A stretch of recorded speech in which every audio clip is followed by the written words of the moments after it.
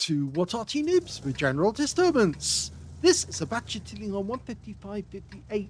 It's the tier 10 French SPG.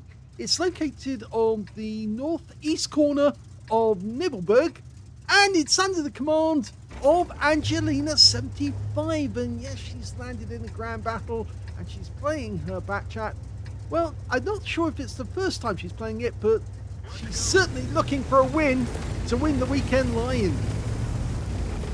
Now, Angelina's been struggling with the power at the house over the past week. Yes, I'm afraid the area of Maine that she lives in actually has a supplier for electricity who actually is owned by a Spanish company. And they're not very good, they're not very consistent, which means that Angelina's power could go out at any moment. Not many people in the area are very happy with it.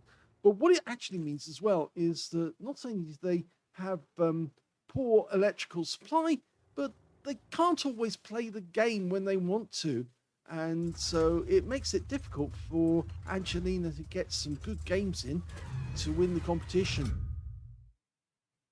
Now, as you may know, Angelina lost last week. Talon got the win. He got it with a first-class tanker, and Angelina, although she was able to get a second-class and Confederate, it wasn't enough. She needed that first-class.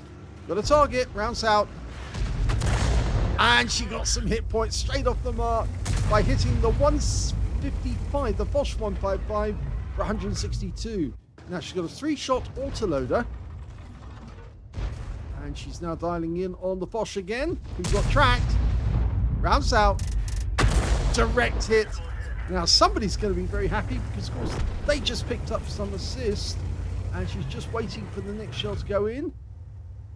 Okay, where's the targets? Well, it looks like they've all sought cover.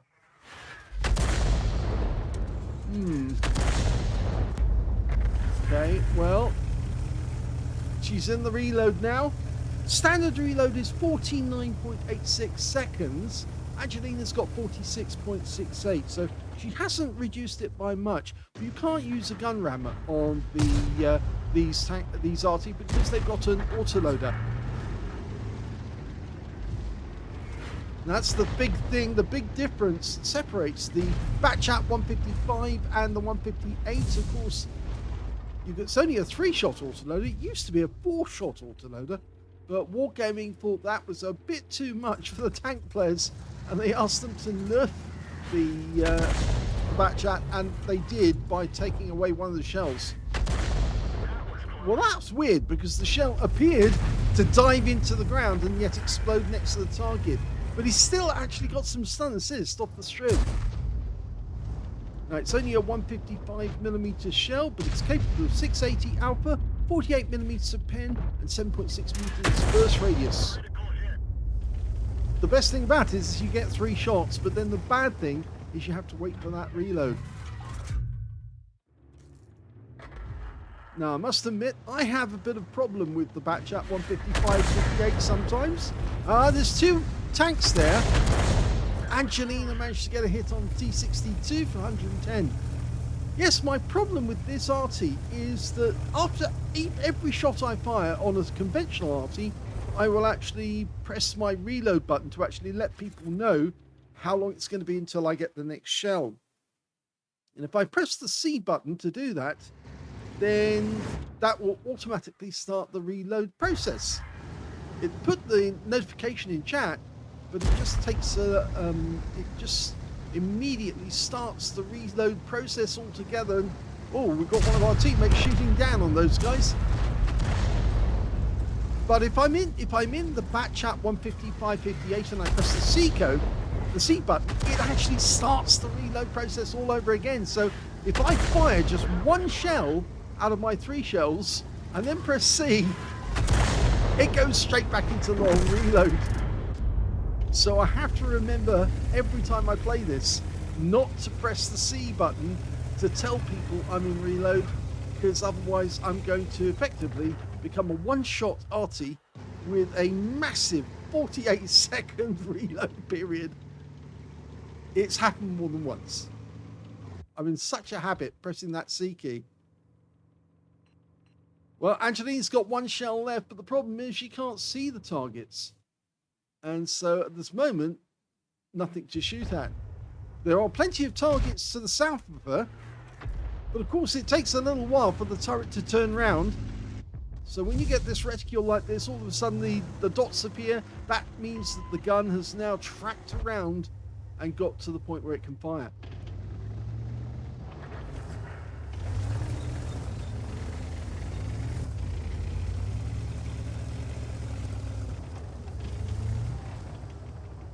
Of course, a lot of modern Arties do have turrets that can actually turn around and shoot from various directions, but they actually tend to fire from one direction only. So what happens is they will line up in the direction of travel of the vehicle. Lovely shot right on the engine deck, and then of course everything's stabilized. Of course, the suspension, the gun, everything, even the hatch at the back of the vehicle, they can then get in there and put the shells into the hatch to fill up the magazine. Now, normally it's a hive of activity in a SPG, but if you're firing a treble 7, an M777, then obviously the crew, or most of the crew, can actually leave the gun and move away from it and get ready for the next reload after they've actually fired it. So they don't actually need to be in the Arty at the time or around it. It's actually important, because if the enemy is targeting your SPG or your artillery piece, and quite a lot of M777s have been taken out in a certain country in Europe at the moment, they've been taken out because they've been spotted by drones. And it's good that the crews are not always with the artillery piece, so that they don't get taken out at the same time. You can always replace the artillery piece, you can't always replace the crew.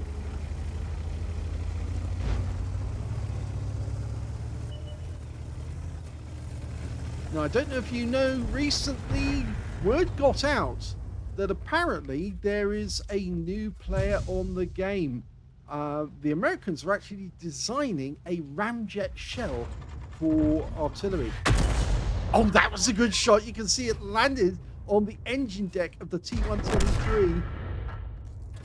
Now, what this ramjet shell means is that they can actually fire a shell from an M777, and where before the range would have been about 48 miles or thereabouts, these new ones will do 150 miles, because the shell is actually powering itself through flight. They only need a small charge to actually launch the shell, so they don't fire a full charge of, say, 3 bricks of explosive. What they do instead is they fire just one, the shell comes out of the tube, so it's not under huge pressure, but then the ramjet ignites and the shell starts propelling itself towards the target, which may be hundreds of miles, well, 150 miles away. And what that means, you get less wear on the barrels, on the tubes, and they don't need so much replacement because the shell is not under so much pressure. The pressure starts when the shell actually starts flying. And in fact, actually, they're even considering bringing in guidance for these shells, so the shells would have terminal guidance. They would know when they're reaching their target, they would see the target, be it another tank or artillery piece, and they would home in on that target. So all they have to do is fire the shell into the general area where the enemy's located. Soon to be seen in a country near you. Okay, Leopard 1, no. She's decided this T92 instead rounds out. Yes! She got a hit on the rear for 269. Didn't take him out altogether. Going for the Leopard now. She's got 2 shells to go. The guy gets behind the rock. He's stunned and gets a bit of splash. 77. She's got 1 shell left. She's trying to maximize the number of enemy tanks she hits. There's the T92 again. It's the same one she hit before. She's fully dialed in. And that's a kill. Oh, that Sheridan's being chased by a Leopard 1, but Angelina doesn't have any shells left to do anything about it.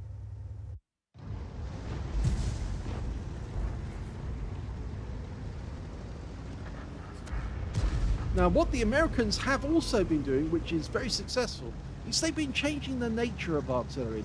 In the past, it used to be that they would try to make general improvements to artillery in many ways. But, of course, a lot of artillery rounds are what they call dumb rounds. They don't have any guidance. There's no smarts about them. But the Americans have actually been working on this, and they've now made a lot of artillery pieces smart weapons. Oh, she got a piece of him, and she stunned him. And so he goes down, giving his hit points to Angelina. Now, what they've been doing is they've been including warheads that go on the top of the shell. The shell itself is just a dumb shell. It's got no smart control. But the warhead itself, the bit at the top of the shell, is the bit that actually does have the smarts. And the game is already over. Well, normally grand battles are 30 versus 30. This one wasn't. It was 24-24, which is why I was fooled into thinking that they still had some time to go before they finally got to the last enemy tank. But they actually ended it whilst I was still talking about shells and how the Americans were actually improving them. That was a first-class tanker for angelina75 in the Bat Châtillon 155-58. You can tell it's the first-class tanker that she's got because she's got the scrolls underneath, and you only get that the first time. Last time we saw her in a first game on the Bat Chat 155-58, she managed to get a second-class tanker. So she's gradually improving, and it won't be long before she gets an ace tanker. She also got a bruiser medal for getting at least 5 critical hits. In fact, she got 6 in this one. And her win rate from the game was 2,069, which is very good indeed. Let's have a look at team score. Well, long way from the top on this one on damage. The high score was the Progetto 65, who picked up a Confederate and 5,344 hit points. And in second place, we got the M48 Patton. Oh, no, sorry. Second place was the Gorilla 15 on the enemy team, 3,569. And then their Heshbarn, the one we saw go down. In fact, I think that is the one that Angelina actually hit. 3,477 hit points to him. And then the Superconch with 3,335. Angelina picked up 2,163. So she had quite a few people ahead of her in the queue. But there was at times not many targets she could actually fire at because her teammates just weren't keeping the enemy in sight. When it came to kills, we can see the high scorer was the Strib 103B, and I think he had a contretemps with one of the Leopard 1. 4 kills to him, 3 kills to the M48 Patton, the AMX 50B, the Gorilla 15 on our team, and on the enemy team, their T110E5 got 3 kills as well. Angelina only got the 1 kill out of the game. When she did get, and that of course was the T92 HMC. When it came to base XP though, she's much higher to the top. The high scorer was the M48 Patton, 1,056 to him. 1,031 went to the Progetto, who got the highest damage in the game, and they were the only 2 players who managed to get over 1,000 base, with third place going to the Strib 103B, who managed 933 experience points. Angelina was in 5th position on experience with 865, so she was getting a lot of stun assists, and that's how she got the first-class tanker. Even though it wasn't a huge amount in actual damage, she certainly picked it up on stun assist. Look at the scores, 16 shots fired. So she managed 6 direct hits on the enemy, 1 penetrating shot, which I think is the T92 HMC, and we can see that here. Yes, it was that one.